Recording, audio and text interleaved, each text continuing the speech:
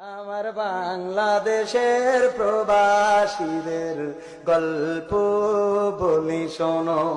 আমার বাংলাদেশের প্রবাসীদের গল্প বলি শোনো। এ গল্প তো কল্পনা নয়, তোমরা কি তা জানো? ও ভাই, এ গল্প তো কল্পনা নয়, তোমরা কি তা জানো?